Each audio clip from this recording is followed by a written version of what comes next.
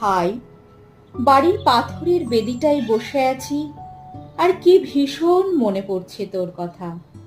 মনে পড়ছে এই সময়টাতে আমরা খেলতাম, আর মা আমাদের আদর করে ডাকতেন, খোকারা এইবার।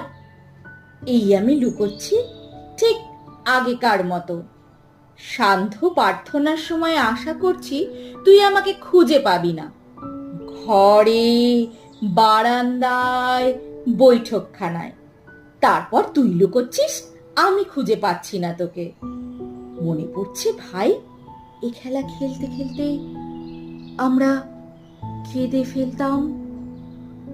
মৃগেল, আগস্টের এক রাত, ভোর হওয়ার মুখোমুখি তুই লুকোলি, কিন্তু হাসতে হাসতে নয়, বিষণ্ণ ভাবে।